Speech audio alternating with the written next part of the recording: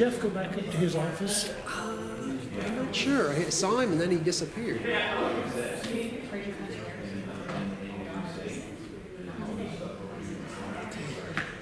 Good. You are the man, too.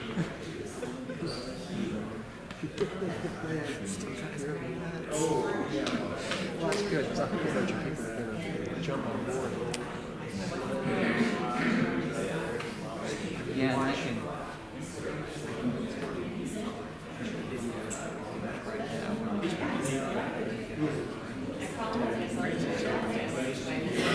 This is at the, you guys might be getting solar on the register? Yeah. Did you go through the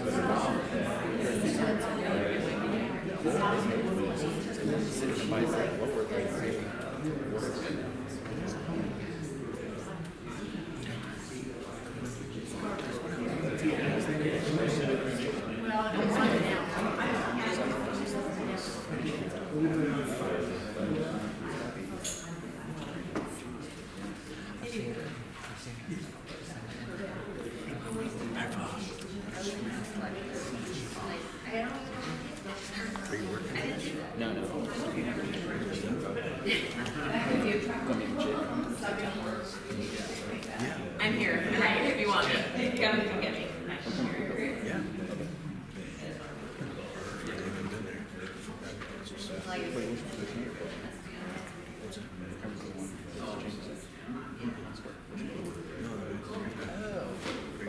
How are we doing tonight? How are we doing tonight? There we go. I mean, there's nothing more exciting that you can do with your Monday evening than be here with us tonight. Okay, this is like the hot event in town. We sold out of tickets. They were free, but we sold out. My name is Alex Holland. I am the Vice President at Atlas Community Studios, and I am joined by Clint, and I'll let Clint introduce himself. Yes, Clint Sloss with McClure, a civil engineering firm. My background is in community and economic development planning. We are here not to solve all of your problems. I know that's why you guys came to this meeting today, but we've been engaged in this process with all of you, with the community, for the past year or so as part of the USDA, Department of Agriculture Rural Placemaking Innovation Challenge. And we're very, very excited to be here tonight to present the plan that we were able to put together. You're going to hear about a lot of data. You're going to hear about a lot of the input that we took in over the past year from folks who are living here, folks who have subject matter expertise, and also with the survey that we were able to put out. We'll dive into kind of those findings, again, kind of interweaving some of the data that we were also able to review, and then discuss some of the strategic recommendations that we are making. Tonight is just the beginning. Like I said, we didn't come here to solve everyone's problems. Tonight is where we talk about the strategy for what we're going to do moving forward, but it's going to take people like all of you to move the ball forward. So I just want to be very clear about that. So I want you to think, as we're going through this stuff, how can I plug in? How can my colleagues plug in? How can my friends plug in? That's what it's going to take to implement this plan. So if you are just joining us for the first time tonight, I just want to review the USDA Rural Placemaking Innovation Challenge. We were excited to be selected to participate in this technical assistance initiative. It was the first of its kind when we applied for it. And the Thrive Allen County team joined arms with us, as well as a couple of other communities, one in Iowa and also Atchison, Kansas, to take on placemaking action plans. And placemaking, we'll describe in a minute, so if you've never heard of that, it's cool. I'm gonna define it for you. But what we focused on here in Allen County were three things. Housing, economic development, and building revitalization. Those are the three things that we're going to focus on tonight. So if you're like, why didn't they talk about water infrastructure? It's because it wasn't something that we were focusing on. So stay tuned for that. But what is placemaking? The way we define it is it supports three goals. It advances economic and social development, so it's not just about how do we attract and keep industry here, how do we attract and keep workers here, but it's also about how do we attract them with a quality of life. There's a social component to a lot of these pieces. Increased population and or tourism, so we do want people to continue to live here, we want people to move here, but we also want to welcome visitors here into our community. They spend money here. We like those people, right? We want them to keep coming back. And then lastly, those two things ultimately improve quality of life. We want people to enjoy living here as you all do. So just a little bit about who we are. So I said I'm with Atlas Community Studios. We essentially do strategic planning in small and rural communities, economic development consulting. My background is in the federal government, so I am a recovering federal employee. That's why I'm here. This is also part of my meeting, my recovery meeting. Joking. I try to bring in federal and state funding opportunities. It's kind of my expertise, and so I want to help you fund the things that we're recommending, not just like leaving you with a playbook of like, here's all the things. Good luck. We want to connect you to the resources so that you can make them happen. So we're a small team, kind of spread out across the U.S. I'm based in D.C. because I like to torture myself. But originally from Vegas, lived in a rural town in Louisiana that I absolutely fell in love with, and I just fell in love with middle of the country, which is why I continue to do this work today. And Clint, you want to talk about McClure? Yeah, so McClure, again, we're a civil engineering firm located or central out of Des Moines, Iowa. We do work in Missouri and Kansas as well. And we do everything from roads, bridges, sewers, land development. And my background is in city planning, and so I bring the team to focus on housing and development in downtown. So again, kind of to piggyback off of what Alex said, my job is also to say what resources are out there, how do we tap into those, how do we help apply those to these strategies we come up with. So I'm just kind of in the housing bucket, kind of as part of this project. So. Awesome. So the process for how we got here tonight, again, you're just joining us. We started with visioning. These are not our ideas. These are ideas that were derived from the community. All we're doing is building a strategy around those ideas so that they can be actionable. We then put together a community assessment. That's the data that we're going to talk about tonight. We'll try to not make it boring, I promise. And we weaved in, again, some of your ideas and input along the way. We then formulated a placemaking action plan. That's when we take all the information that we learned and we put the strategy together. So those three focus areas, housing, economic development, and key building revitalization, those are the strategies that you're going to see today. So we'll talk about partnerships, we'll talk about priority projects and initiatives over the next few years, and then some best practices that we should consider as we move forward. The last piece is the implementation technical assistance. That's where, like I mentioned previously, we don't just leave. We're here to answer questions throughout this process, and we talk with communities who we've worked with years and years ago. It's not just that we do want to continue to be a resource for you moving forward. I just want to go over quickly some of the visioning and public input pieces, just so you kind of get an understanding of how we dealt with that. But tonight, I want this to be super informal. So if you have a question, if you have a comment, raise your hand. Don't raise your hand. Do what you want. Shout at us. We want this to be a conversation, truly. Otherwise, we're just presenting and talking the whole time, and that can get boring. I promise you. So the visioning and public input. We had public visioning sessions that were held via Zoom last April and May. The reason why they were held via Zoom is because we weren't traveling just yet, but we also traveled out here and held a public information meeting. We had a survey that generated 104 responses, and we had 6 focus groups with people, some of you who were in this room, and we touched on several topics: housing, economic development, workforce training and education, cultural amenities, things we like to do out here, entrepreneurship, and specifically revitalization of the Thrive Annex building. We had more than 60 participants, and there are numerous informal conversations that we also had throughout this process. We're going to jump into the community assessment. This is like the meatiest part of this entire process. This is, again, where we have a lot of that data kind of combined, interweaving what you all said with the quantitative data, with the numbers, because as you all know, those don't tell the full story.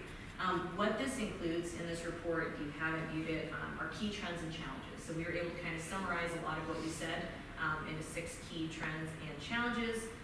For economic development, we compared Allen County with 3 other counties, Anderson, Bourbon, and Neosho, and that is not because we're competing with those counties, it's just they were the best comparative counties that we were able to use.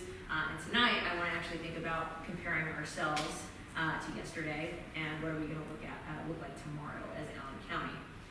We'll discuss our future vision, which may or may not need a couple of verbiage tweaks, so we'd love to hear your thoughts on that tonight. Again, provide as much input as possible. This doesn't have to be final. We want to hear from you. And then what was also included in this report are strategic opportunity areas, and that's where we then, that was able to direct us to the action plan. What are we going to kind of flesh out beyond just those high level things, housing, economic development, and key building revitalization. These were the key trends and challenges that we're going to go over in detail. So I'm not going to read them out to you. You can just see them on the screen. This presentation will be released to the public as well, so don't rush while you're reading. We're going to go through everything. But I'm going to hand it over to Clint so he can kind of jump into the housing trends and challenges, and then we'll jump into economic development and recreation. Just one quick point. And Yeah. maybe it's because I'm getting old. But you said we can see those on the screen? We can. No. That fine print is just like, no. Can we turn off these overhead lights? I don't know if that will help. Sure, let me try. Anybody know how to turn these on? Back your man. Yeah, that's what. You know, it'd be one thing if we're saving paper, but I think we've got unlimited screens that we can print those on. So, blowing them up, making them a little bit bolder and bigger would be one. The only thing you read is the bold print. Okay. Well, hey Dan, there's plenty of room up front. Here it is. Is that no? I'm Presbyterian. Yeah. This is the front. Hey, I'd also welcome you all. If you want to come closer to us, it's fine. We don't bite, only on Tuesdays.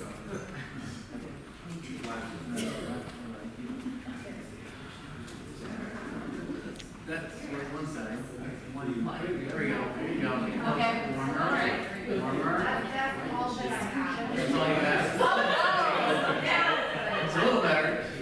How are we on the live stream? Is that problematic? I can get it, yeah. Awesome. Okay. Okay. Does that work? Well, again, this will be shared after this evening, so we'll do our best to read off the screen here so you can see what we're seeing and what we're kind of talking about. But again, the first one here, the first trend we're going to kind of hit on focuses on housing. So the cost to build new housing continues to outpace wages for a majority of local residents and commuting workforce. And so this data we collected actually was prior to COVID. And prior to where we are today with the inflation and everything going on, and I'll kind of touch on that a little bit here. But so we looked at the median household income in Allen County. It was $45,333. That is about 24% below the statewide median of $59,000. So again, at the forefront, we're already seeing a challenge there with affordability for many households in Allen County. And then we also looked at a study done by Forbes that said they just looked at all these states, looked at what the cost to build a 2,000 square foot home would be in each state. And they said in Kansas, the average cost was $104 per square foot, which equated to about $207,000. That's just the house. That does not include the land and other expenses. And so the final sale price is closer to actually $244,000 once you add in financing, closing costs, realtor fees, builders' expected returns.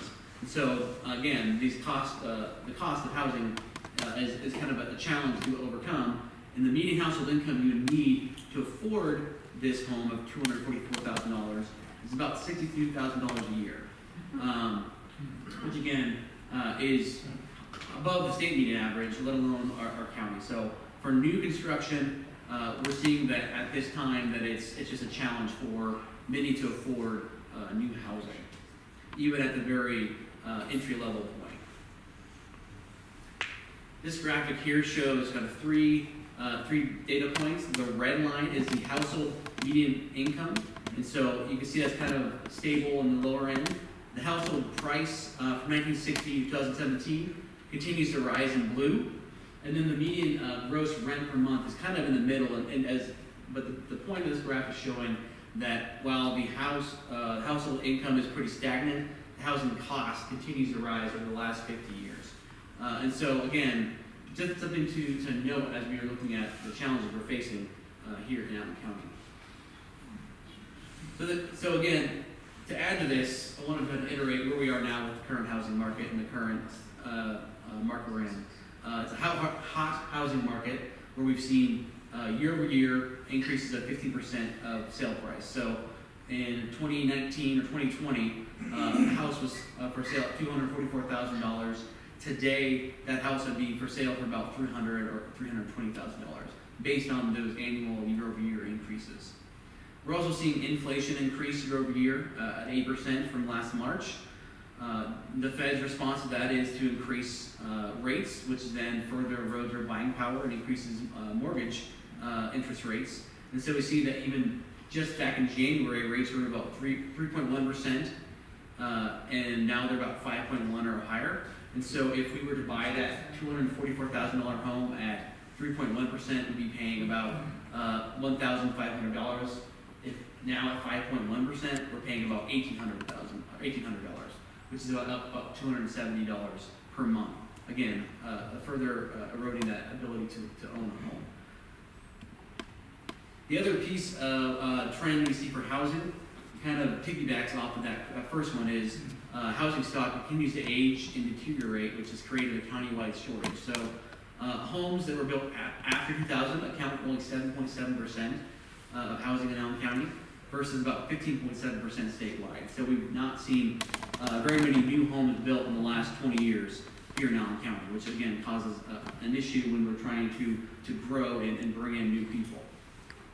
We're also seeing that nearly 43% of homes in Allen County were built prior to 1959. That's versus about 34% statewide. So again, we're seeing older homes that likely need more repair, more updating, which makes it less marketable and less desirable. So we need to look at some ways we can improve upon that. To add to that, we're looking at about 15% of housing units in Allen County are vacant versus about 11.3% statewide. So we're seeing a higher incidence of vacancy across the county. Just here in Iola, I believe there's over 300 houses that were identified as being vacant, and I've been told that number is probably actually higher. Yes?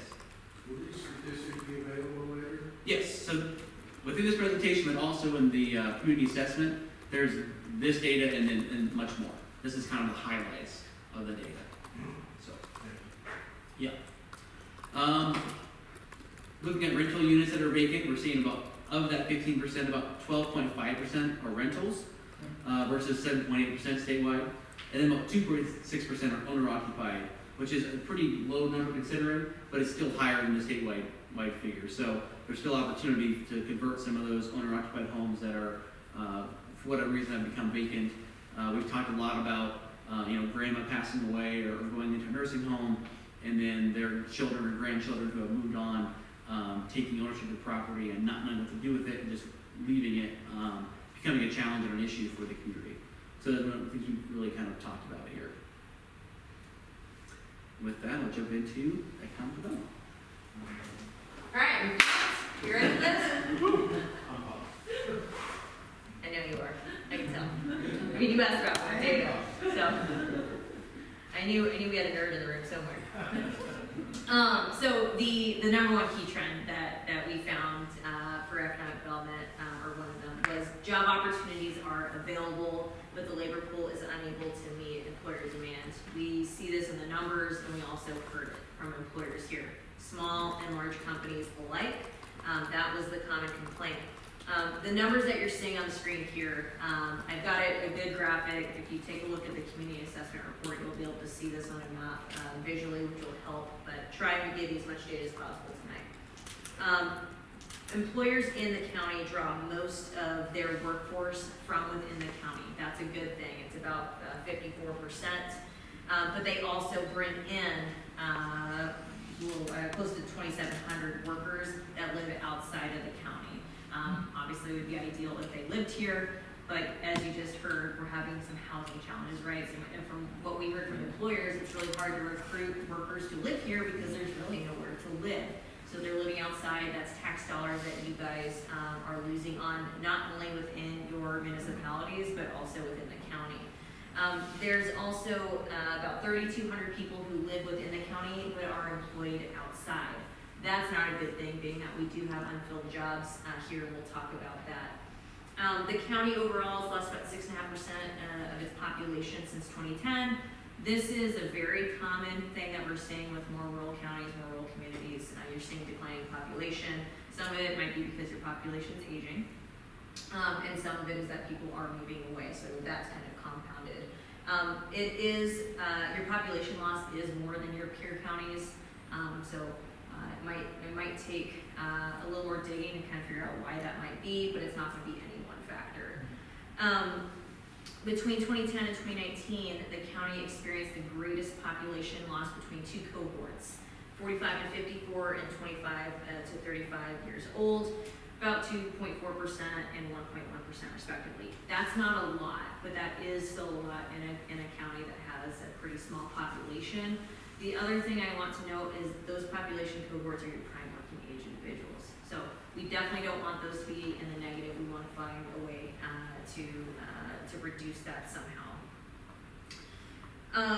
This is good news. The county had the highest labor force participation rate, a little more than 61% of your population 16 years and older are either working or actively looking for work. However, this rate is below the state, about 67% there, and then the country, a little more than 63%. So there are definitely some inefficiencies that are happening in the market for a variety of reasons, but better that you're number one compared to those other three counties. One thing that we mentioned in the report, of course, is that employers don't just look at their labor pool within the municipality that they're in or even within the county that they're in. A lot of people will drive 45 minutes, 60 minutes, 90 minutes, 2 hours to their places of work. So they're certainly looking at the talent way outside of Allen County. And ultimately, we still want to improve the housing situation, and we want those people living here, right? They spend their money here if they live here. If they're leaving, they're punching the clock and they're spending their money elsewhere. So it's certainly an issue that we want to help resolve. This is where it gets interesting, hopefully. In the county, about 6,500 residents are employed. This number, because some of you, we had this pointed out earlier today, you might say it's got to be higher than that. 160 people that live here, residents, are unemployed. That's just what the data says.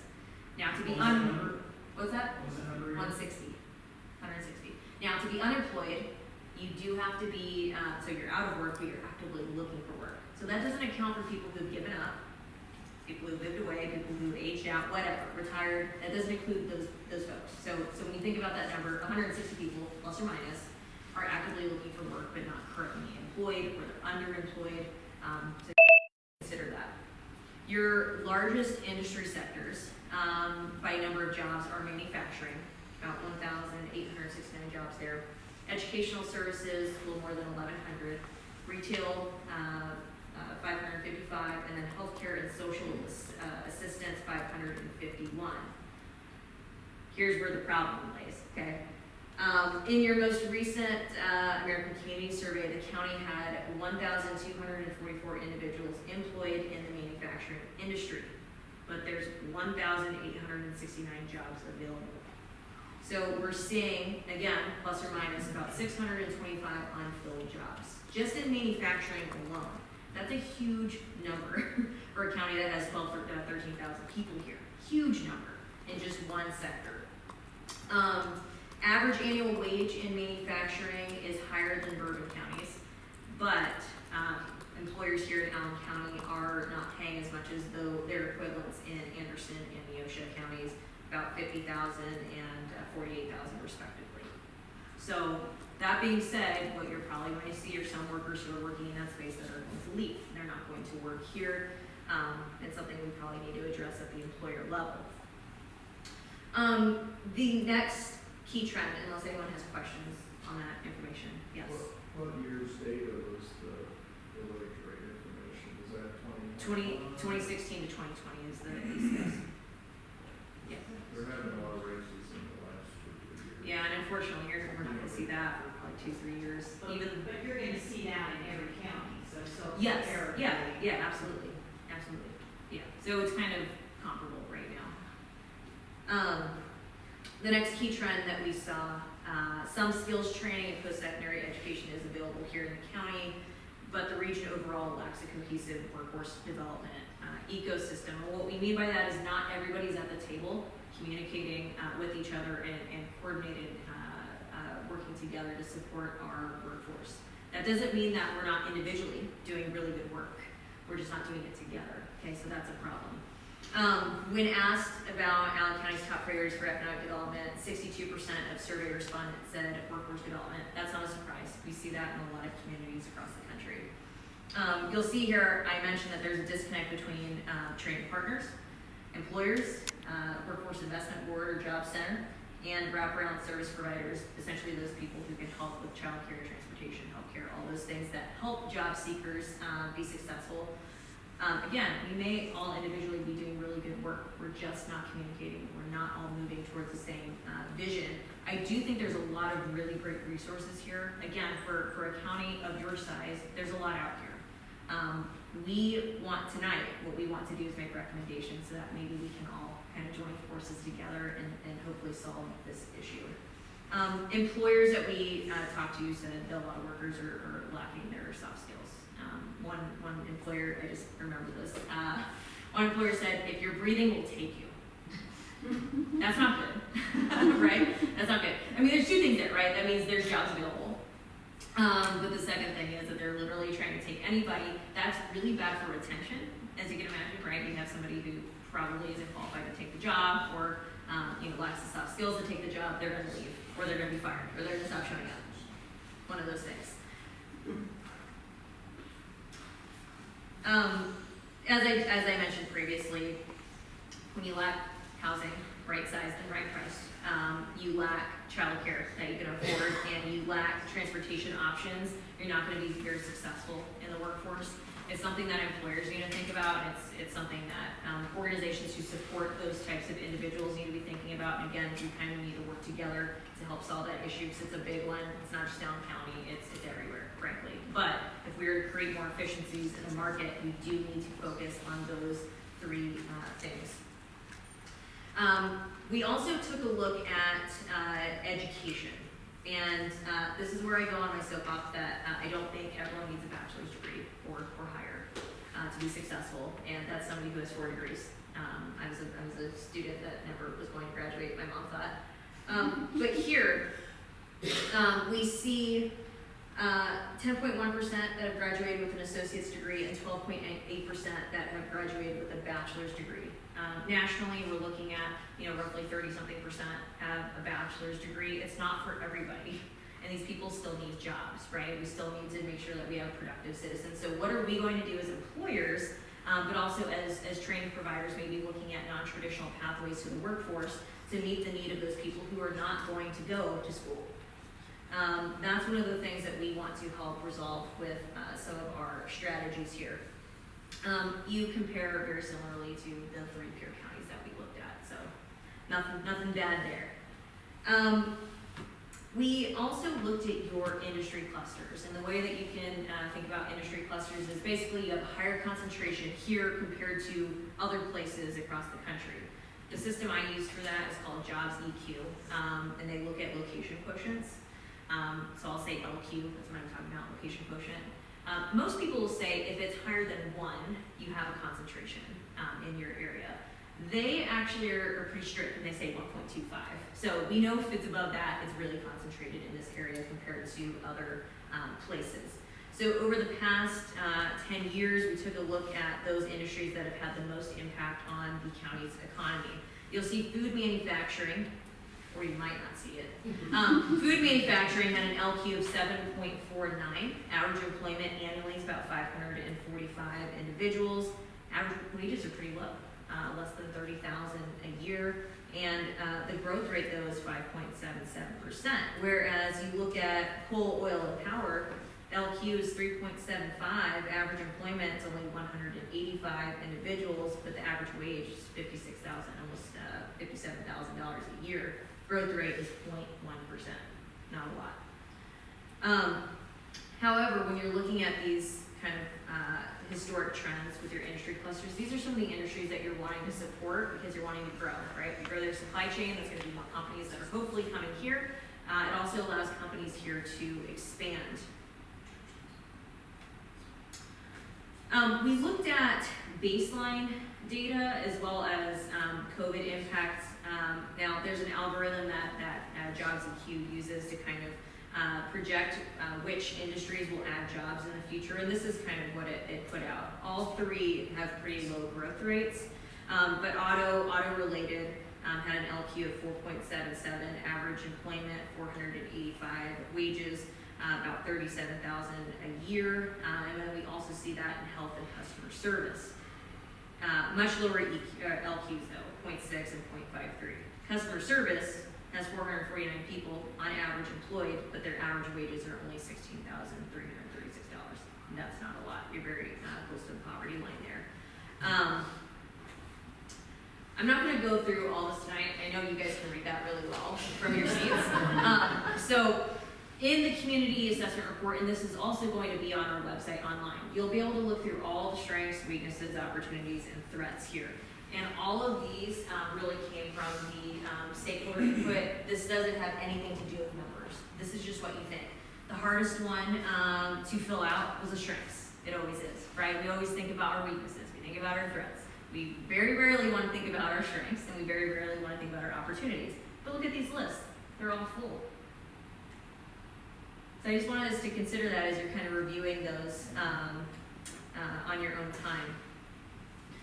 I'm going to shift gears from workforce and talk a little bit more about your more traditional economic development. Another key trend. How do you arrive at the strength? You've got some kind of grid. How do you arrive at these? So all of the information that we receive, surveys, we took a lot of input electronically too, and we see the common things, the number of times things were said. That's how we do it. We guess. The next key trend, balancing community priorities with regional economic development efforts is improving, but still challenging. What we find is Friday night lights exist, that syndrome, right? Our football team is better than yours, and we compete with each other instead of working together. Like I said, I'm a recovering federal employee. What we see in grant applications a lot of times is you have a small town that applied for a grant, and they would have been better if they applied regionally and partnered with people nearby. That's more money, and that's greater economic impact. And so it's something that we need to think about moving forward. However, when we asked folks if Allen County is moving in a positive direction when it comes to economic development, 73% said they agreed. And we've heard some complaints, but if we're moving in a positive direction, that's great. We've seen some progress. One of the things that stakeholders kept mentioning is that there's too many factions working in Allen County on economic development. And it might not be a bad thing to have a diversity or diverse organizations working on this. It's just, are we working together, right? We all need to be able to play a role, and you'll see that in the recommendations. The other thing is that economic development efforts here are severely underfunded, severely. And I'll show you this graph that I know you can very well see. This gray area here is Allen County's budget for economic development compared to your peers. Bourbon County, Chanute, Great Bend, Grove Parsons, and Pittsburgh has this huge amount here. But we can't compete with $70,000 a year. You can't. And what people will say, we don't have the resources. You do. But it might not just be those that are currently contributing. It's going to be both public and private. It has to be. We had a question today about, if we see a lot of private funds in economic development in other places. I've never been to a community where there are no private funds. And right now, we're looking at very few private funds in economic development. More is not always best, right? We don't need millions and millions and millions of dollars going into economic development, but we certainly need a lot more, and we're going to talk about why. I also want us to think about our return on investment when it comes to economic development. If we were to spend, let's just say we spent $250,000 a year on economic development, and we received a grant for $1 million. Don't you already see the return on investment just like that? I mean, we already did it, right? It doesn't take much to build that argument.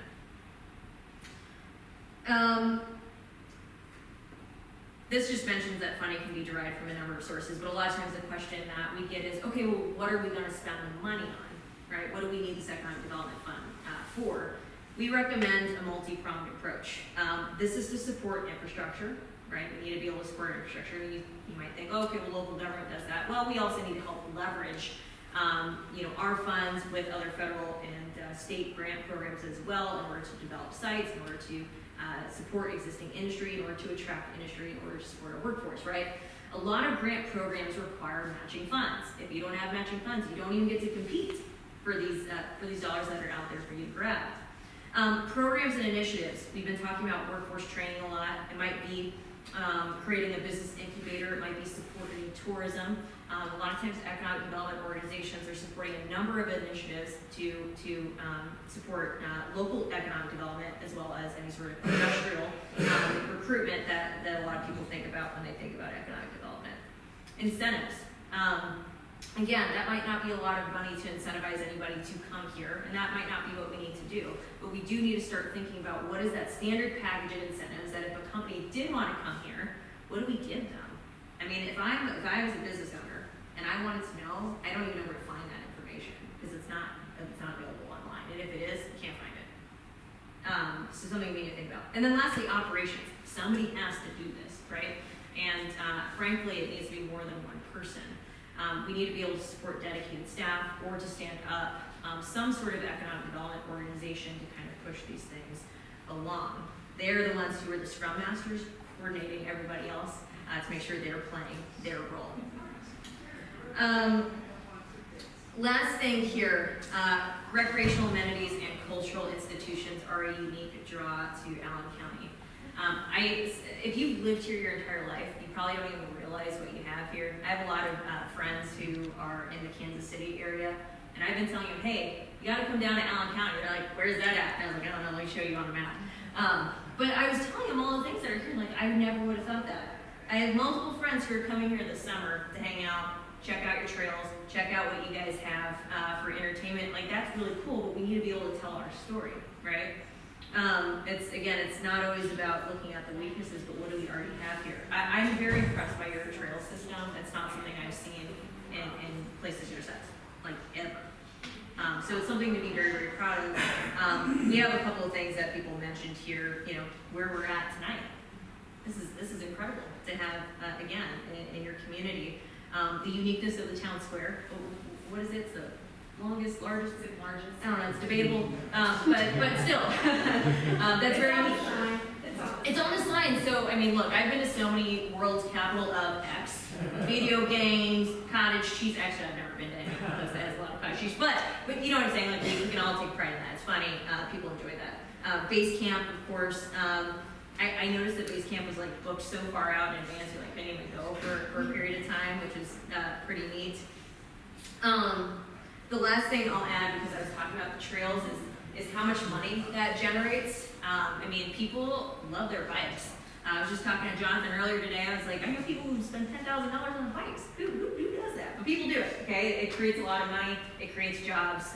And also, you want people to come bike here, run here, whatever, and spend money here, right? Let's talk about future vision. So that was all the numbers and all the data and everything else. You'll see the larger words, again, if you can see from your seat, those were the words that were used the most.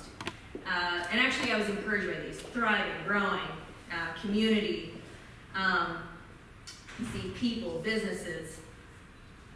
And again, we're gonna do a little bit of word tweaking here, but this was the initial future vision that we came up with. This is what we wanna be. Allen County is a collaborative regional leader delivering essential services and innovative programs to its citizens and businesses so they can grow and thrive. We want a different word than thrive, so again, if you have any synonyms, just pass them along to us. We do want to change that. But collaborative regional leader is the thing that I want us to focus on, because that's really the theme for tonight. These are the strategic opportunity areas that, again, informed the action plan. So after we looked at all this information, this is what we came up with. Pursue a multi-pronged approach for housing development, cultivate a regional workforce development ecosystem, expand countywide economic development efforts, and transform the Thrive Annex building into a multi-use facility. But now we get to jump into the action plan, and I get to let Clint talk a bit about housing. Alex, before you get too much farther, I'm the county commissioner here, and a lot of the information I'm seeing is hitting me right between the eyes. I love when people say that. I know that we need to improve on organizing a lot of our efforts, and there is a question here, but I need to, I guess, talk some of this out. The 70,000, for one thing,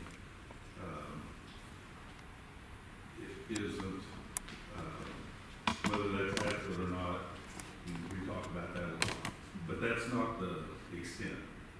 So I would like to clarify, we do match grants, we have incentives that we use to help individual businesses as well as manufacturers. But I see a lot of value in what you're saying in one website or office or groups of individuals that can put that information out there and what Allen County has to offer. To Bruce's point, do any of the three other counties have anything like Thrive? Because in many ways, Thrive's function is economic development. Everything it does helps and develop the communities in the county, and that's $1 million budget. Yeah, I think at some point we also need to look at capacity, and I also kind of, just again, I'm an outsider looking at it. I also look at what was Thrive originally created to do, and I know it's kind of broadened its scope, and I still think there needs to be more people at the table, and again, greater budget, whether that be financial resources or not. I mean, it needs to be both, right, to help kind of support these efforts. I think it is very dangerous to lean on just one organization, and you guys do a great job. It's very dangerous to do that. And right. if I can then go on with the question, and I'm not sure in our audience here if there's manufacturers represented, HR or CEOs or managers, but I know that I go to a lot of meetings, we have a lot of these studies done, and we're going to keep doing them, and it's effort well spent. But how might we enlist, and is that an expectation? Should that be an expectation that the people that we're talking about filling jobs, building houses for their employees, helping Allen County grow by helping businesses and industries grow? I feel we need to get more buy-in and participation on that. The most successful communities that we work with, they're not the largest, they're not the smallest, they're not in between. They're the ones who have very strong leadership and the ones who can get their residents bought in to whatever they're doing. And not only residents, the residents who are there who are also employers. They're small business owners, they're entrepreneurs, they're workers. I mean, it's truly about getting everybody on the same page. That's what we're trying to do with this strategy tonight. You'll start to see that in the recommendations that we're making. But I will say the other thing you need is time. It takes a lot of time to do this. Again, we didn't come here to solve all your problems. I wish we could. We'd wave the magic wand if we could. But I do think it's going to take a lot of listening, learning, coordination, coordination, strategizing together, and what we've seen, like I mentioned earlier, is there's a lot of great individuals and organizations doing good work, necessary work, but we're not all aligned, moving in one direction together. And that is going to slow progress here, and it will continue to do so unless something changes. I've lived here a long time and been involved in the community a long time, and especially if you get someone new that comes to town, they always say, who's on first or second, where? So what you're saying, I've heard probably 50 times. I'm just telling you, not from the expert planner, from dumb citizens that just happen to move here. And say, I can't find what's going on. And we tell, I always tell. Well, I even made the mistake myself. I called John over here about my dog, my sister, niece that does a bunch of stuff. Well, and then I saw a thing in the chambers having something, 2 different schools here coming up. And I called them, well, I talked to my sister, the niece, I keep calling us the niece, and they said, well, did you ever think of the chamber? We do the same thing. We'll work with them. So I think sometimes people don't realize that, they will work together. Yeah, communication is, seems to be an issue, badly, and some of that you'll start to see, but I think if we all just knew some of the things that were going on, it'd be really helpful, but again, it seems like we're kind of siloed, right? Kind of doing our own thing, we wake up in the morning, we just do what we need to do, and we're not thinking about, does Bob know this, Jill know that, right? All right, sorry. You're good. That's good. That's great. It's good questions, good back and forth. That's what we wanted. So, for housing, it's less data heavy and more highlights of things here. And it's to reiterate that this is an overview. So there's a lot more information within the final action plan, the final report. So again, we're just going to touch on some of the high notes tonight and just go through this here so you can kind of see what we're proposing for strategies. Number 1 for housing in particular, it's pretty straightforward. It kind of piggybacks off of what Alex was talking about with the economic development piece. Is there's just not a lot of awareness around what resources are available to individual homeowners or those even looking to develop or build homes. So we need to really focus on making sure we're doing a better job of promoting greater public awareness around what those resources are and how to go about them, how to apply for them. And so maybe simply is having a page on your website or on a single website, maybe it's under the economic development piece, but really highlighting what resources are available locally, whether that's different grants or loans or incentives that we provide for developers or builders. And then you look at providing that as well as a printed version of that as well, because you want to have multiple options, not just online, but also printed versions, handouts, brochures that really spell out what the incentive is. In the community assessment piece, I walk through what incentive the neighborhood revitalization program provides in new house versus a renovation of a home, and really go through the numbers and share that with the reader so you can understand the true benefit of that program. Another piece of it is really highlighting what is happening both at the state and federal level. There's a lot of great things going on right now, just in the last few weeks really at the state level. One of them being the moderate income housing program at the state level expanded. A typical cycle of funds for that program, which helps provide kind of gap funding for building new townhomes and single-family homes throughout the state. Typically had about $2 or $3 million in it. Sometimes it had $5. It was kind of wishy-washy on how much funding was available. They just passed at the state level that there would be $62 million for that program plus the housing trust fund at the state level. So a lot more funding is going to be made available through that program and the housing trust fund, which will help a lot of new housing development as well as redevelopment and reinvestment in communities, which is great. The other program we see right now is the RHID program, which is a Rural Housing Investment Development Fund. And basically that program currently, or previously, was only used for building new subdivisions, new homes by helping offset the cost of infrastructure. Now the program is expanded and can be used for upper-story housing as well as renovating abandoned buildings. And Arkhaven Senior Housing, that project that's going to be converting to new apartments, is going to be one of the first recipients or first uses of that program, or is currently being considered for that program, I should say. Another major piece of legislation that passed was the expansion of the state historic tax credit. Oh, I'm sorry, there's a question over here. No, okay. State historic tax credit. Currently, it's 25% of your overall cost. So if you had, say you had a $1 million project for simple calculation, you could get up to $250,000 in state tax credits to be reimbursed upon completion of that project. They've changed it now for communities of less than 9,000, they can get up to 40% towards a project. So the projects like the elementary school projects that are being renovated, rehab for new housing, those projects will be eligible for this particular expansion of programming, which is another great contribution to the community. We also have a full guide of other programs that are available both for individuals and for builders and developers through the action plan, just to kind of give you a little rundown of those programs that we just talked about here.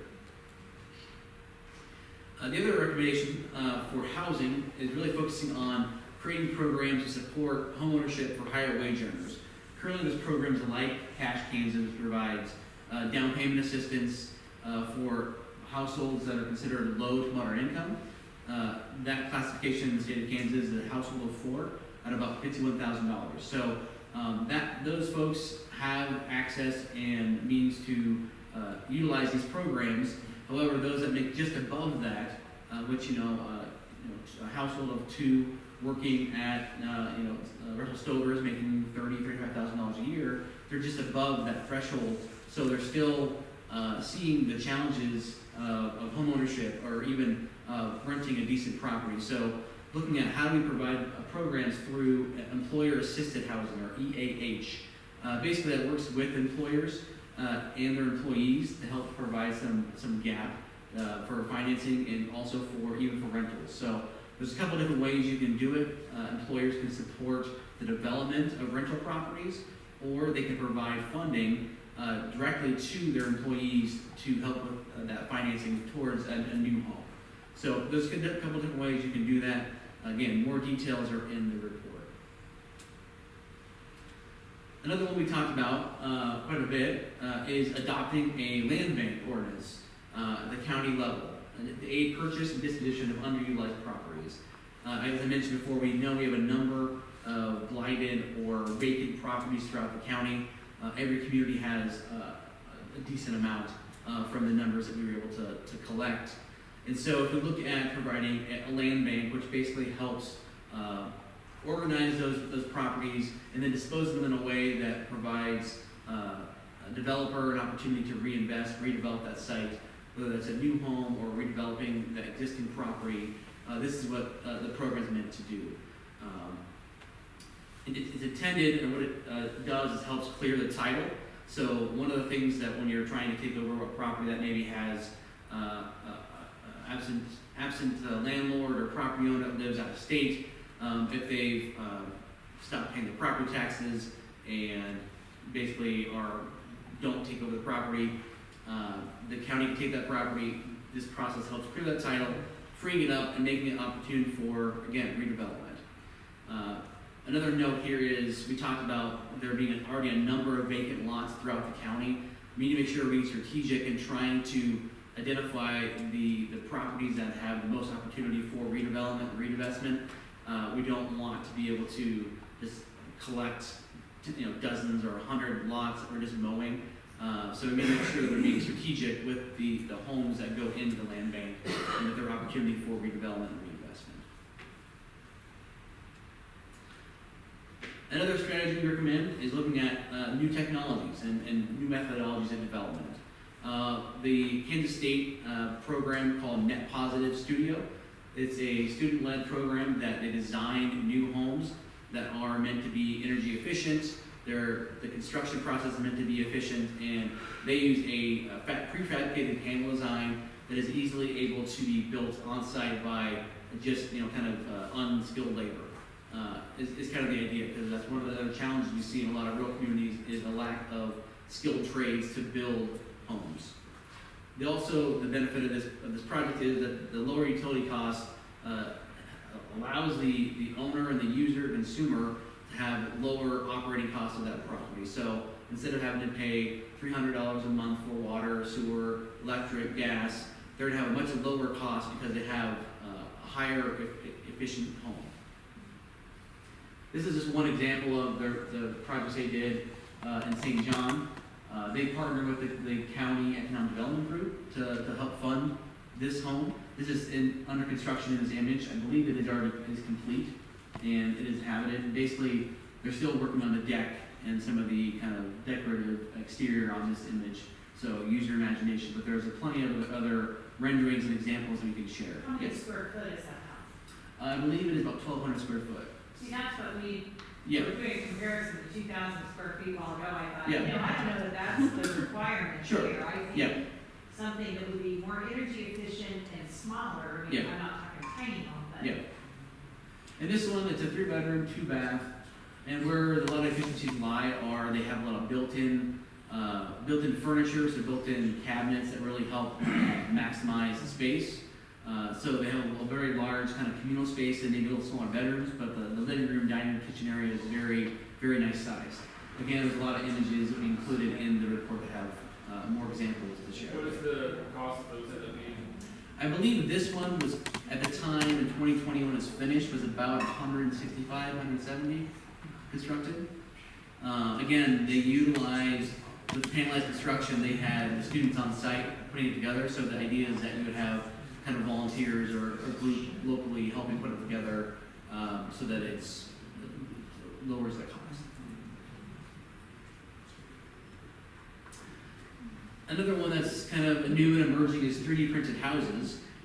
This is an example of Alquist 3D printing the home. So basically what that is it layers concrete, layer over layer, to build walls for the home, for the structure. What it does is the technology allows you to speed up the construction time. So once you have the equipment set up, you can have 2 or 3 people on site that can build the walls in 12 hours of operation, which is probably more of a two-day operation where you're splitting up your time to do a lot of kind of recalibrating that you need to do for the actual build. So it helps reduce that time, so you have skilled labor on site for less time to build that base of the structure, and then you have the finished trades come in and do the rest. So that's an easier way to have some of those local trades do that versus the larger structure of the building. This example here is one that was done in Virginia. It was done in partnership with Habitat for Humanity. It's a 3-bedroom, 2-bath. They use the exterior, they built the exterior walls with the 3D printing technology. And so this is just the kind of the pilot. I believe it was sold to the buyer for about $185,000 or $180,000. I'm not sure the final price there. And then they actually this is kind of their pilot, so they're taking this model, they're improving it, and they're building, they're looking to do another 200 throughout Virginia. So this is a test model. And Alquist is working with the Garden City area, actually, doing similar testing in Kansas here. So there's opportunity possibly for bringing the technology here to do some modeling as well. Lastly, this is probably the most, I guess, upfront and straightforward one, is really establishing annual county tax sales, or just more frequent tax sales versus 3 to 5 years. We know that these do have an expense to them, do have a cost to them, but we also know that as homes stay on the market longer and longer, they deteriorate quickly, and they become less likely to be redeveloped. So then you have a vacant lot, which is much less marketable and much less usable for the community, and reduces really the taxable valuation for the county. So it's really to the benefit if we get homes that are available through tax sale on outdoor and into productive use much quicker. So that was one of the other ones that we really heard a lot about with conversations with different contractors and landlords here, that they know there's opportunity, they know there's housing available, but it's kind of stuck in limbo as it currently stands. So looking for opportunity to access those properties. And now back You guys feel like you're flash a little bit? No, all right. So we're going to start with the workforce piece first with these recommended strategies. So you guys remember the strategic opportunity area that we came up with, which was cultivate a regional workforce development ecosystem. And we've talked about all the really great things that people are doing out here. But our biggest recommendation is to build a coalition that's going to support workforce development. And that might sound very simple. I think we pay these schools to say build a coalition, to build a group that's going to advise us on these things. But it's true. Sometimes it's the most simplest things that we're not doing really, really well. And so that includes your employers. That includes higher education, other training providers outside of higher education, K through 12, wraparound service providers, as well as anyone that is supporting economic development. They all have to be at the table. One, we're communicating with each other so we all understand what we're doing right now. Two, it's a way for us to discuss potential partnerships, initiatives that we can work on together. And it might not be every single partner working on every single initiative or program that we're looking to do, but it's some of them in the room. And so that frequent communication is really going to help with that coordination piece.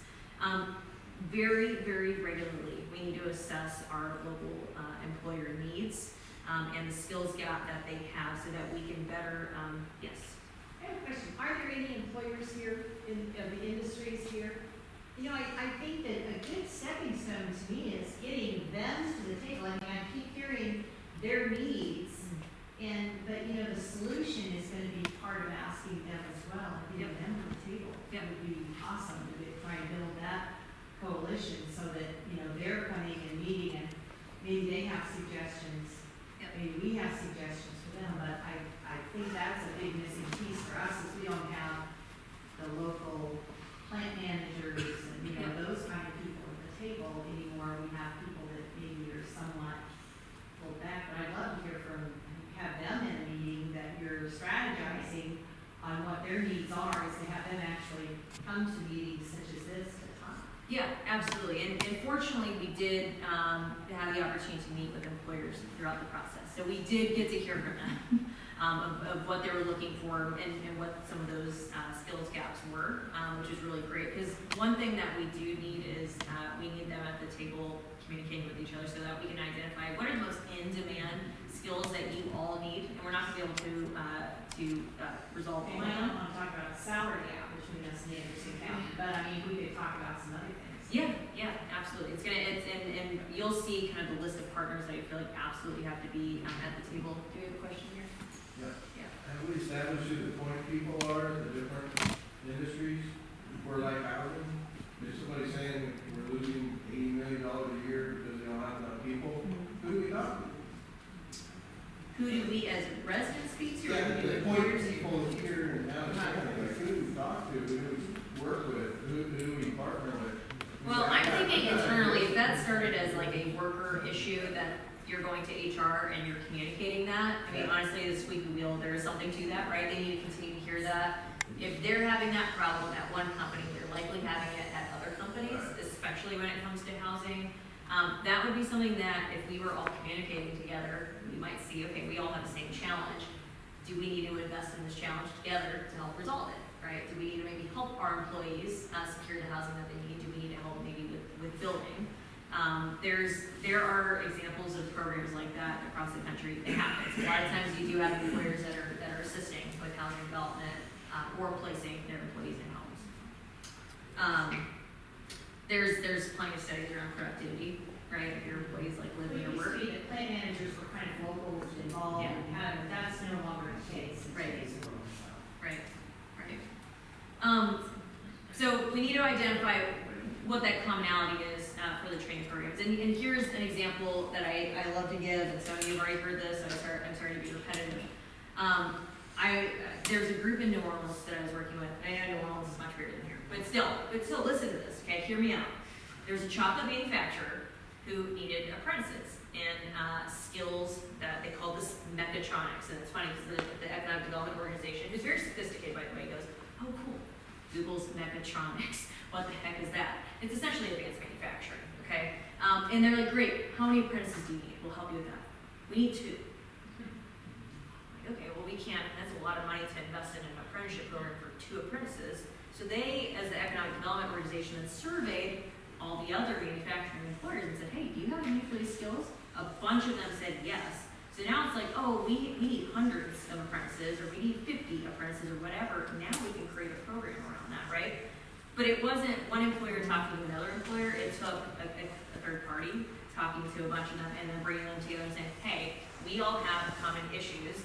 It's going to be equitable because we're going to fill those apprentices at all of your places of work. We need to work together, but we're going to go out for some money and we're going to make this happen. And they did. They're starting their 4th cohort actually this month. So, took 3 community colleges also working together. So just to give you an idea of their program, 8 weeks at one community college, 8 weeks at the employer of choice, 8 weeks at the next community college, 8 weeks at their employer of choice. And it goes on for almost 2 years so that they can then leave with their certificate. And you might think, well, why would we invest all that money in somebody who's then going to just leave and go take another job? The retention rate for apprentices is 89% across the country. Why? Because they see that the employer invested in them. They're going to then be loyal to that employer, which is a really neat part of that program, and is heavily subsidized. The federal government funds a lot of apprenticeship programs. A lot of times they think that money does not always get spent year to year. And I mean, the past 3 administrations have put a ton of money into apprenticeships. I don't think that's going to stop because, as I mentioned earlier, again, about 33% roughly of the population across the country has a bachelor's degree. We need to be able to train people and place them into jobs. The other thing we need to think about beyond apprenticeships is, of course, we need to leverage a variety of training methods, right? So it's not just go to college, it's dual enrollment programs, it's traditional classroom training, it's internships, it's mentorships. I mean, we should have students that are going to school here, working with these companies, touring the facilities, seeing what they have available in their own backyard. A lot of times it's just lacking awareness, and then they leave, and they don't even know. They don't even know what they were missing here. And it's okay for kids to go off, right? It's cool. Hopefully they come back and we'll start a family here, but we need to expose them to those opportunities really early. And that's where outreach and recruitment efforts go in. I think sometimes when we create these workforce development programs, we don't think about the people that we need to reach. It might be people who are already employed that need to be upskilled, right? If you upskill somebody, they're now promoted, that then opens up entry-level positions for other people to take who might not be as skilled as those individuals. It also creates some economic mobility for that individual who is trained to be promoted. We need to think about dislocated workers, people who are maybe disengaged from the workplace for one reason or another. We're seeing a lot of that. As a result of the pandemic, some people just gave up. Okay, how do we get them back into the workplace? The last thing I'll say on this is wraparound services are so important, and a lot of times workforce or grant programs can't support this type of stuff. So employers who might be hesitant to start an apprenticeship program might think, I can't pay for somebody to not only go through their education and training, but then to pay them, a wage to go through training. A lot of times the Department of Labor will pay for that type of stuff. You just have to look for the right grant programs. They'll help pay for the transportation that might be needed for those individuals. They'll help pay for childcare. They'll pay for tuition. And generally they don't require matching funds, which is something that's really, really important to consider. I mean, that's money that's being left on the table year after year if we're not going after it. But you'll see here shortly that we do have to have a strategy in place before we start to go after those dollars. We shouldn't just go after grants just because they exist. We really need to think about what our strategy is behind that. A big piece of economic development, I feel like, is just telling your story. If you can't tell your story, you're not going to be able to sell a whole lot. That's to people who may want to live here, people who want to stay here, companies who may want to relocate here, businesses who just want to expand here. We have to be able to tell our story when it comes to workforce. Talking about those success stories of maybe that high school student who ended up going through a training program and now they're gainfully employed here. Or maybe it was somebody who, retired at a very early age that was trained and now they have a successful career. If people can see themselves in those individuals, they're more likely to engage in those types of programs. And then annually, we have to continue to assess employer needs annually. That means they have to stay engaged too, okay? They have to stay engaged the entire time. But we also need to find a way to fill those jobs that are currently just being left unfilled, and those are going to evolve as we hopefully train people and fill those jobs. We should always have performance measurements, right? We need to just have, what's that baseline? What are we going to do this year? What are we gonna do next year? What are we gonna do over the next 5 years? And evaluate those. Can we do more? Do we need to do less? What's realistic? And then lastly, of course, apply for the money that is available. We were discussing this earlier today, and people are like, well, who's gonna write the grants? And sometimes it does take a collection of people to do that and to collaborate on that. There really shouldn't be just one person that writes grants, trust me. I was telling people it's a soul-sucking experience. If you just don't like yourself, write grants all day long. Truly. That is something, I write a lot of grants. It's terrible. But it's truly transformative in communities when you're able to actually get those grants. The other thing is, and it's a quicker solution, is you can always contract some of this out, right? We can get grant writing support from other places, whether it be here regionally, statewide, across the country. People are writing grants remotely as well. And we can work with those individuals too. It's usually a little bit cheaper to do that. Here's the next priority here. Expand countywide economic development efforts. Very simple. How do we do that? We need to determine what those priorities are every single year. We can't just have the same priorities. And here's what most people think economic development is. And maybe it's something today. It's just industrial recruitment. If we recruit industry, that is economic development. What if you don't have people to take those jobs? What if you don't have housing? What if you don't have anything to do? Guess what? No one's gonna live here, no one's gonna move here, no one's gonna take those jobs. Companies oftentimes will send site selectors to communities without even telling you. It's really cool. Because they wanna see how you treat businesses currently. Who's already here? They're gonna go talk to those businesses and say, hey, what do you like about being here? Are all your jobs filled? You know, who are your training providers? How do you kind of build your talent pipeline? They're gonna be talking to those people. They're gonna see what the schools are like, what's the healthcare system like, what do you do out here? We really need to make sure that we kind of got all of our ducks in a row so that we're putting our best foot forward. We need to identify strategic partners, and we need to learn about what their roles are in economic development. In the action plan, I kind of define that again as a third party looking in. What I would assume those roles are for those partners. Some of those things will change, they'll evolve, and hopefully some of those roles grow a little bit more, but we all kind of have to pitch in and take a look at our roles. Another recommendation we have is to build and budget for a standard incentive program. Now, that is almost a little too forward, because one of the things we talked about today too, and this is in the action plan, is we need to communicate what our incentives are, what is currently available, and I'm not talking about local incentives for companies. I'm just saying, what is available statewide, what is available at the national level. I want to be able to go to one place, I'm a site selector working for a company, and I want to be able to Google economic development incentives in Allen County. If I were to do that right now, I can't find anything, okay? So then I'm just going to go to the next county who might be able to communicate that for me. I have here develop a sustainable budget for countywide economic development, and of course resources are going to go up and down, right? It might not always stay the same. We need to find a way for both the public sector as well as the private sector to contribute to an economic development fund, and again, do it in a way that's realistic. And so we kind of budget that out over the next 3 years. Don't freak out when you see it, but I know that it's doable here with the resources that we have. Of course, we need to identify what those sources are. You see the build an online presence to promote your economic development efforts. We need to celebrate our wins, as small or as big as they are. Again, a lot of that comes from community pride, being able to kind of tell our region's story. And we're just always going to apply for grants, okay, until the day we die. We're just going to apply for grants over and over and over again. I'm not going to go through all of these, but in the action plan, you're going to see some steps for how to get started. A lot of times, you get a plan like this, and you're just like, cool, yeah, we want to do that. What do we do now? We kind of twiddle the thumbs. What we kind of have there is just kind of lays out step by step some high level steps to get started. The biggest one is kind of creating an advisory board for economic development. I know there's some partners that already meet pretty regularly. We want to expand kind of that membership. And who I have on the next slide, it might be more than what I have listed there. But it's just something to think about. Who's not already at the table who can contribute to our economic development efforts?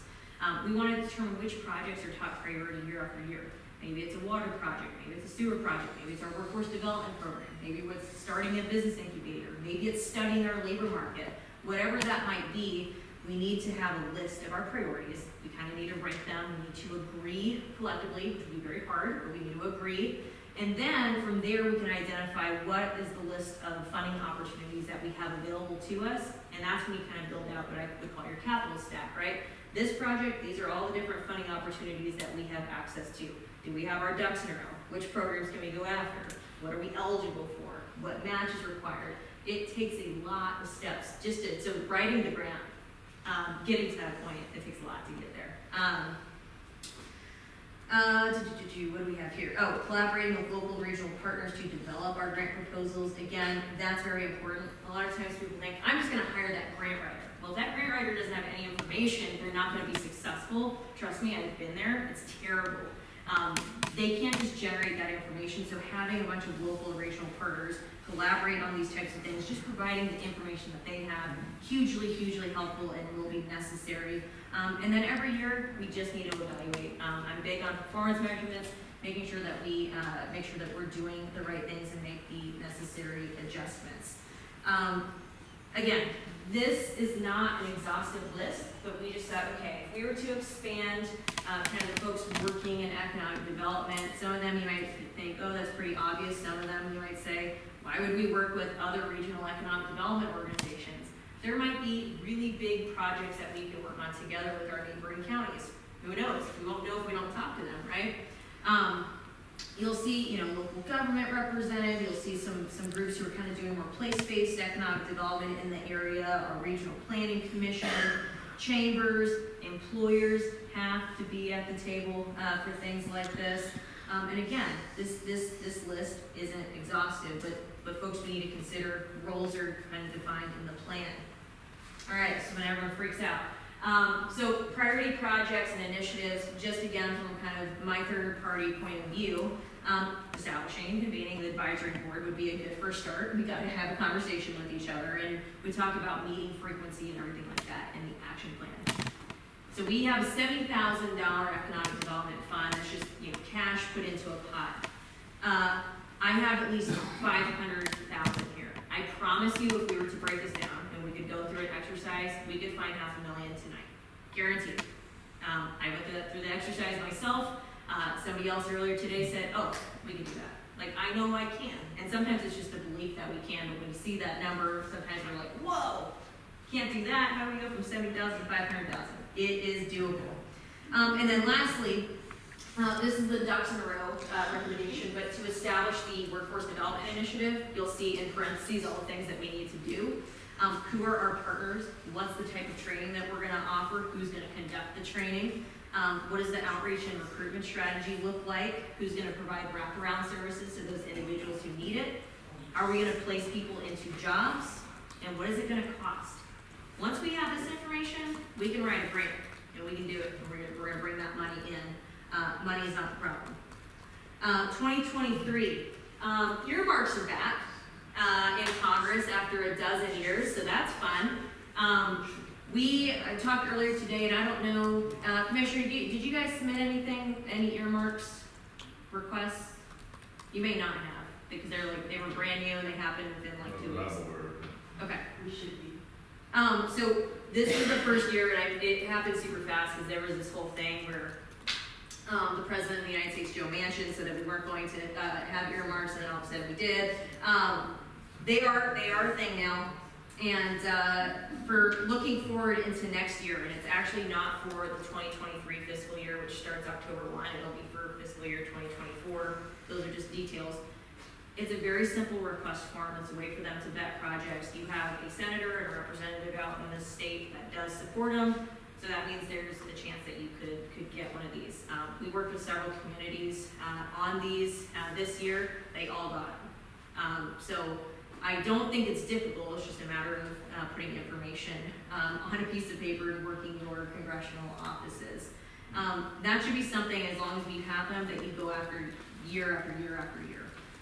We worked with a group who is like an arts group. They're building a museum. They got about $800,000 to a water project that was like a $1.5 million project. So there's a lot of ways that you can get money here. 2023, we're looking to raise the economic development budget to $600,000. And I think it's gonna take some due diligence to kind of break out how is that funding spent. These are just recommendations to get us up a bit higher than what we're at. 2023, we'd be looking to apply for grants for that workforce development initiative that we build out this year. 2023 is also the year that we're going to hopefully create a website or leverage an existing one, housing all of our economic development information there. That's a big task to put together all that information because it's a big coordinating piece, and it's also like you gotta design a website. I don't know how to do anything like that, but I understand that it takes time. People who do that. On the website, we want to add a comprehensive list of economic development incentives. And again, if there's none locally, which I know there are, but if there's none locally, that's cool. It's just, can we lay out from the federal perspective and from the state perspective what incentives might exist? I have a few examples that I've provided within the action plan too, so you can just see what other places are doing. That again makes it really easy for a site selector, if I was one, or a company like me, to take a look at. And I want you to picture that website of like, okay, Allen County Economic Development. I know how to find workforce development info, incentives info, sites info, real estate kind of stuff. Anything that might be related to economic development, it's all listed there. And if there's already existing information elsewhere, hyperlink to everything. We've got all that information there. We also think that there needs to be somebody else working on economic development full-time.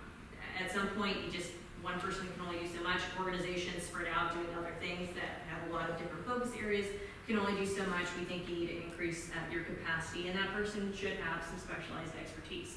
Maybe it's business retention and expansion. Maybe it's in, they were previously a site selector. Maybe it's in site development. There's a lot of different things that person can specialize in that would be very helpful to the county. We're gonna up the ante here, and we're looking at $750,000 in 2024 for economic development. And that's kind of where we cap it at for now. And you may find you don't need that much, but I do think it would be very helpful, and I do think the resources are here to meet that. This is a year that we are encouraging greater initiatives in business retention and expansion. One of the things that we talked about earlier today was when you invite guests over to your house, you clean up, right? You get ready for your guests. Focus on the recruiting industry, we gotta take care of the folks who are currently here. Let's make sure that they're happy, that they're growing, so when companies are looking to come here, or workers are looking to come here, you're talking to people and you're thinking, man, I wanna be here because these people love it, okay? The companies love it, the workers love it, kids love it, what have you. We also believe that we should be looking into entrepreneurial development. Right now, again, if I'm an entrepreneur here, I have no idea where to go for assistance, and I don't know how to start a business. That's problematic, and it's something that should be supported under our sort of economic development umbrella. And then lastly, again, telling our story through a marketing campaign, through the economic development website, encouraging people to live, work, do business here, play here. That's going to be a big component of this. I want to show this video where I know we're getting close to time, but I think it's really important to watch this because when we think about the workforce development piece, I think a lot of people think, yeah, that's cool, but it can't happen here. We're too small, we're too whatever, we're too resource constrained. This is a really good example of a place who did it. I think they have about 3,200 people living there in rural Mississippi.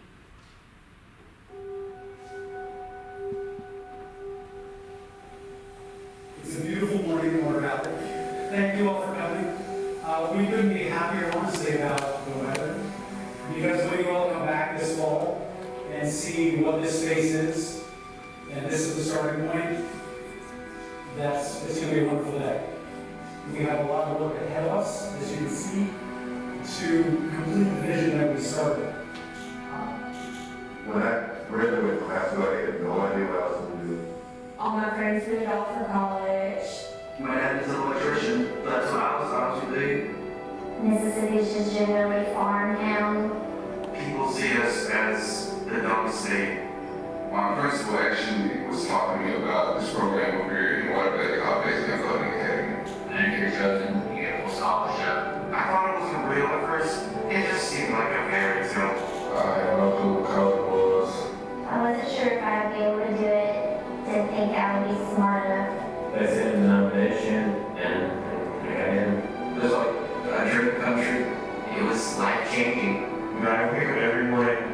gracefully, so I'm in the position I am now. They helped us in realizing that we are capable of doing this sort of things.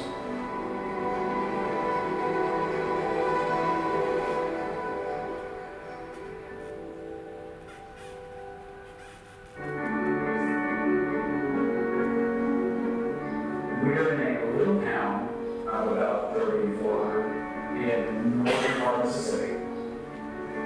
It was very much the standard American story of a small town when your main industry leaves.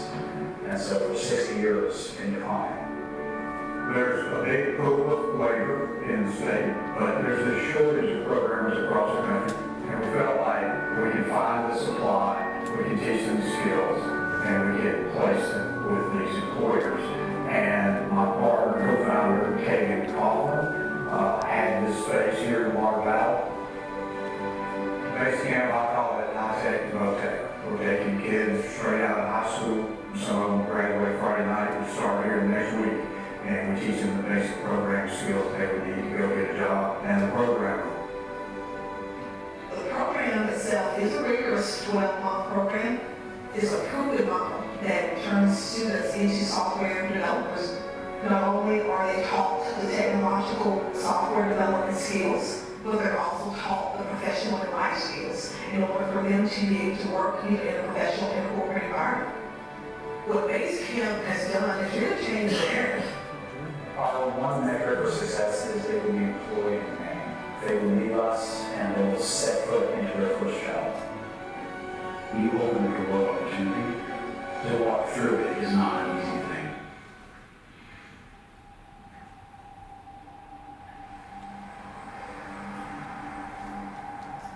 Base Camp, when we started, we were running classes of 10, 15 students. And when we found that everything was moving very well, we needed a place to scale up. This facility was the economic heartbeat of this community for 50 years. Every rural community in rural America has one of these giant empty buildings. And what do you do with something so large? It's wonderful that it's turned out to be education, needed in the future economy for a community that has had a gap. Historically, we never in this county had post-high school training of any sort. Everest is this building, but Everest is also a concept. Everest is Mississippi's first rural education and innovation hub. But what does that mean? Well, we're going to have two anchor tenants, one base camp. The other, we're excited to say, is Northwest Mississippi Community College. Everest is a synergy of workforce development, alternative education, and business, all under one roof. It can really be much more than some of its parts. It's really hard to overstate the importance of CoreLogic to the success of this program.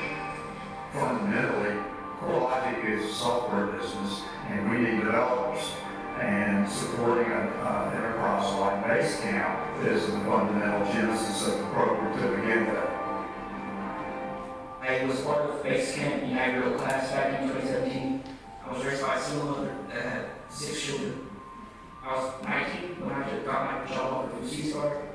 I remember my mom first visited me, she just cried. It's shocking. I have chill bumps right now because I really it's great. I never imagined this would be the place where we work at, right? Every one of us who is privileged enough to sit in an office building and earn a comfortable living got there because someone helped us.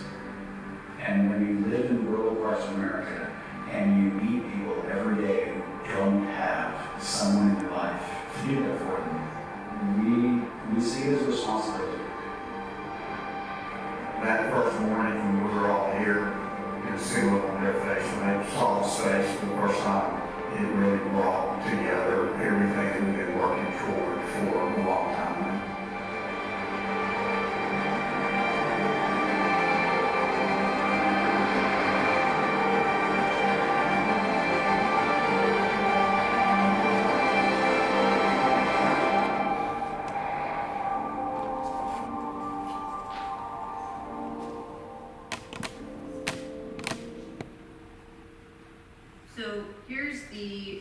cool thing about that program. Not this program. The cool thing about that program is when I met Kagan, the guy, the co-founder, he showed me that old building and we walked to it. And he said what he was going to do, and I thought, no way. If I was being honest with myself, no way, right? 60,000 square foot facility, 3,400 people, the amount of resources that was needed was a lot. I believed in him as a leader, but I just thought, man, at that point, they hadn't purchased it from city council. They were holding on to it because there was some industry that was gonna come back, even though that building was vacant since the 90s. Somebody was going to come. They never did. They kept waiting and waiting and waiting. He still made them buy it, even though he was going to transform the building into what it is today. Kagan had more of a finance background, super savvy guy, lived in the DC area, was recruited to work in Mississippi at CoreLogic, one of the tech companies, and realized they had a huge talent shortage, and was like, I think my calling is to help solve this issue. And it wasn't just CoreLogic that had that issue, it was Ceasefire, it was FedEx, it was a lot of companies within the area. And so they're taking students who would never go to college. Martin, by the way, the Hispanic gentleman in that video, purchased his mother a house last year with the income that he was making. Again, somebody who was never going to go to college, and maybe didn't need to. He's his starting salary was $63,000 a year with no college degree. Kagan didn't have any idea how to access grants. He understood tax credits, so he of course received federal and state historic tax credits for that building. But then we built it out. We looked at his budget and we thought, okay, how much is this going to cost? With him contributing some of his time, it was about $4.7 million. He received funding from the Delta Regional Authority, Appalachian Regional Commission, USDA through 2 different programs, the Distance Learning Program, a Rural Business Development Grant. He received Department of Labor funding, and there was one other, Tennessee Valley Authority, combined with those tax credits. That's how he was able to revitalize that building. He doesn't use a dime of government funding to support the operations. Guess who supports the operations? The companies. You know why? Because they're hiring those kids right when they're done with their year-long program. So this can work. Again, town of 3,400 people. Community colleges. What's that? The business community colleges in that. So the community college isn't anywhere close to the community itself. They will host satellite classes. So they send over professors to do satellite classes at that facility. They also have employers who are hiring these kids that have satellite offices, so they get to work remotely from there. And it's a way for those students to kind of see what they can then become. Yeah. We are pretty short on time. It's 7:36. I understand that. I have one question. Yeah. Okay, so where do you live? Currently, Yes? Washington, D.C. Okay. So what would it take for you to be attracted to a community similar, not you specifically, but what would you be looking for in a community for you to say, you know what, I want to move there? I think you need to look at this group right behind me, because they just did that this past year, all 3 of them. Yeah, answer that question. That'd be great. Well, first of all, really great presentation. The data is amazing, so thank you for that. My wife and I, we moved here a year ago, bought a house, found the place by accident, fell in love with it. And as an outsider, Where are you from? Southern California. What part? Riverside. Okay, Los yeah. Angeles and Yeah. Riverside. It's hell of You're not but supposed we to moved tell here, them we that. found this So community. maybe advertising in Riverside to give people. They're doing it for us right now. Yeah, you're right. Well, we came here and fell in love with the small town, and we fell in love with the nature, and the house that we bought was just something that we really liked. It's a century modern home, and that appealed to us. Coming from another community, history is not revered, and it is to us, and so that was a big draw for us. Yeah, we like the fact that a lot of the homes around here were built before the 50s. We like that the town square looks like when Marty McFly goes back in time. Yes, yeah. That really appeals to us. That doesn't really bring people into the town necessarily, but it brought us into the town. We're of our money from online. We travel a lot, so we don't necessarily need to make money from inside this town. But as an outsider looking in, and I don't wish to offend anybody, there's a high level of lack of enthusiasm. On a scale of 1 to 10, it's a -1 Wow. with most people. Now, I'm not saying all, because there's delightful people here, and many of them are in this room, but I see a very absence of passion. A lot of just enoughers, people that are doing just enough. I'm gonna take that. We look at this Write that down, beautiful just clean enough. community and this beautiful art building, art museum that we're in right now, that's all original and has been cared for and loved over the years. And it's, has a huge impact on us, and we feel very energized being here with the nature and all the buildings that are so well maintained. And I can't put my finger on why people aren't more thrilled to be here. There's an attitude of, who gives a damn? And it breaks my heart. It really does. And I think the first step is you have to talk about these issues to figure out why do people lack so much enthusiasm. I mean, I would ask this whole room, when was the last time you walked into a store and as a customer and was greeted with a smile and a warm welcome? Because I don't see it. And I would like to get to the root of that problem, how you make people more thrilled to be in this awesome community. It's really awesome to me, and I just wish that there was a higher level of enthusiasm. There are a lot of needs, but with that is also a lot of opportunity, which we find very exciting. We love that it's a smaller community. We have more opportunities here to be a part of the community than we would, say, in Los Angeles or in Riverside, where you're just one of, millions. You couldn't give us a great presentation. No. Do you have plenty of technology here, the tech side? That's the other thing. I feel like everything is available for people. I mean, we got a tax credit on our home that was established from the previous owner, but it carried over for our property taxes. I'm thinking, you apply for this stuff and it's all there for you to get. It's amazing to me how many opportunities there are for people here. These lovely people, they've invited us into their Thrive, and it's right there. We were just in that boardroom not too long ago. And It's a great resource. it seems like there's so much for people to get if they just make the minimal effort. I mean, I don't see the problem. I see so many opportunities. I mean, I can't speak for everybody, but it seems like there's a lot of help. There's a lot of It help. starts with the kids. I think if we can influence the kids and help them, develop a sense of pride in their community, even when their parents don't at all, just to show them that they can do what they want to do and they can do it here. Hey, these guys need to do a high school assembly. Well, no, really. So I was about to say, here's a story that we need to tell, right? I have met. Exactly. Yeah, we're gonna take photos after this. We're gonna tell you that. The thing is, I second everything that Max just said.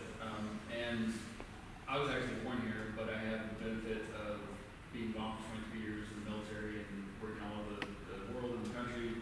But that allowed me to get the perspective to appreciate everything that's here. And I think there is a generational thing. There are different generations that have different issues and reasons why they don't see the potential that we see, and have that enthusiasm. I think among the older generation, You're talking about us all. Everyone here is under the age of 25. my parents' generation,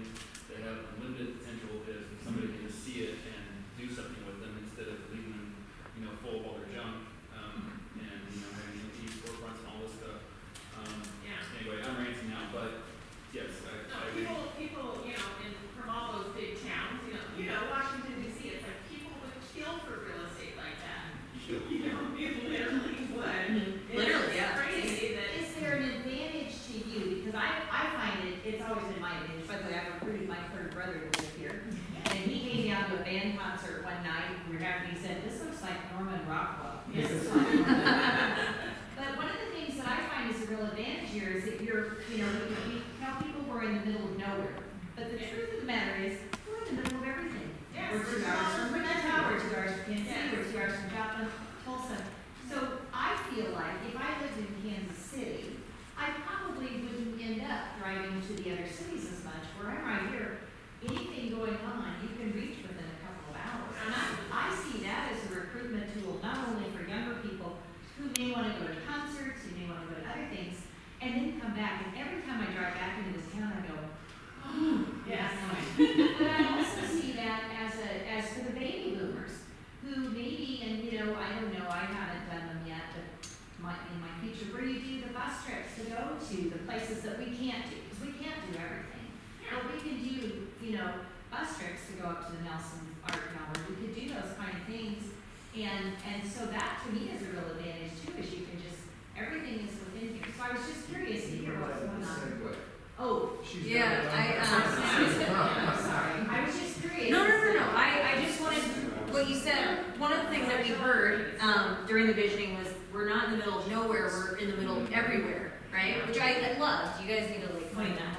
But we just tried to show just like visually what that kind of looked like to people who are in larger cities. You're not far from a lot of places for people who just want to visit. And a lot of times what happens, if people have good enough time, they might think, hey, this might be for me. And I think if there's anything that the pandemic brought us, it's that a lot more people can work remotely.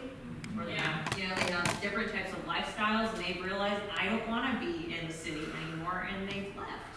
That's the thing with technology, everything's available here, but that's the whole reason that we were able to relocate is because of teleworking, and everybody realizes that's possible now. The internet has made everything possible. Yeah, but just because we're next to all these big cities doesn't mean that we can't have stuff here that keep people here on the weekends. I hate to see everybody leave on the Well, I weekends. shouldn't say that. I mean, like I said, if you wanted to go to the Lion Kings in Wichita, that's to me, we probably won't be able to host the Lion King, but that doesn't mean you can't go if you want to. I mean, I like that aspect. We used to have ideas of tourism too. It's like we have a mini conventions here too, things like that. Yeah, absolutely. Boost a little bit different perspective. I'm going to be 65. I moved here 3 years ago. I'm a pastor, and my wife and I chose Iola because we looked around, and because of its accessibility to Kansas City and Lawrence and other places, because that was close to family, because of the trails, because of the Bowlus Fine Arts Center, because of the town square, because of we didn't really know what it was, but because of the enthusiasm that people in the church shared with us when we were coming to look and visit, because of things like Thrive, because of the community college here. So at our age, we chose this place because it ticked off all those boxes as well. And it is, it's small enough that you can really get involved. I look around and I want to be involved in things. I want to pull for some things. I want to, encourage the town to do something that a lot of small towns don't do. And one of those that I'm passionate about is recycling. And I want to say to people, yeah, we can do recycling in this town. It's going to take a lot of volunteers, going to take a lot of time and effort. But, on the other hand, the church that I'm at is also willing to reach out to this community too and welcome in the students of the people we have that do music lessons and say, yeah, have your recitals here. Come on in, set up, have it. We don't charge you anything. Just to do things like that. I want the church to be a part of that community. I want the members to be a part of the community. We want to be a part of the community. We want to make a difference. And, so where I have seen a lot of the kind of, so what, yeah, this is where we live, are the folks that are just taking advantage of those things and not necessarily really taking time to think about, wow, this is pretty incredible here. we've got to continue to sell ourselves to ourselves. And we've really got to promote ourselves, not out there, but we've got to promote ourselves in here. Marcia and I were lamenting the other day, oh man, we completely miss where it was advertised that the ACC theater had their thing, or the high school had their, thing. Why aren't those splashed out there everywhere so that we, so that we look at that and we think, oh man, what are we going to choose to do this week? Because there are probably that many opportunities, but we have to find ways that we can really promote those. Yeah, absolutely. And here's what I'm going to assume. That we have 4 very different stories. Like, I'm going to assume that not all of you are pastors, right? You came here for different reasons. You grew up here. You came here from very far away. These are the stories that we need to tell because, again, if we're telling those stories, people who are just like you are going to think, why not Allen County, right? It's a good start to kind of that marketing campaign. So can you do the same thing with housing success stories that admittedly have a lot of serious problems, but we have a couple of likes the older homes and fixing it up, and you could highlight that. I don't think you can over communicate. No, I agree, and I don't mean to bash on older homes because there are a lot of great older homes. I love mid-century modern. I love 4-square homes. However, for every great, well-maintained home there is, about 10 that are not. So the challenge is when you have that many older homes, it takes resources, it takes issues. So to your point, we need to demonstrate that these homes can be gyms, they can be repurposed, renovated, updated. But again, we need the resources to do that. We need to be able to share that and identify the how to do that. It's damn near impossible. It's so much of a house. Yeah. It's all yourself or bring somebody from outside. Yeah. And unfortunately, we're literally seeing that everywhere right now.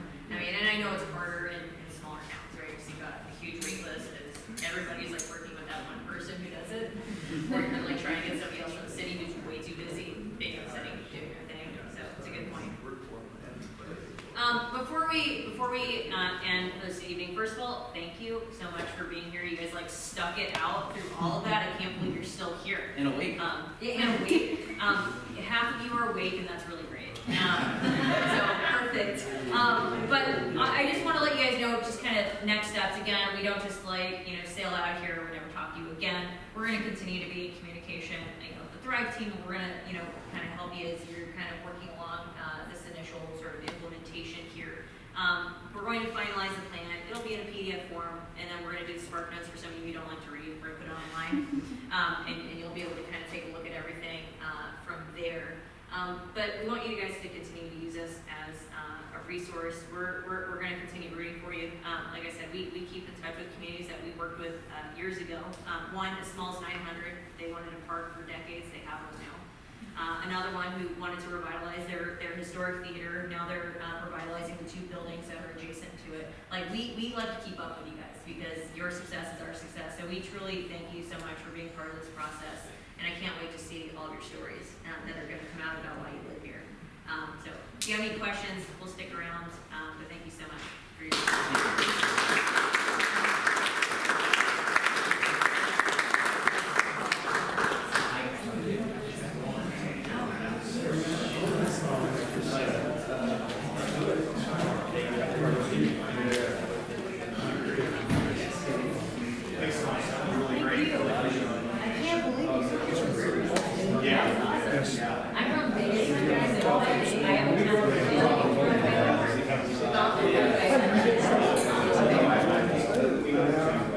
I think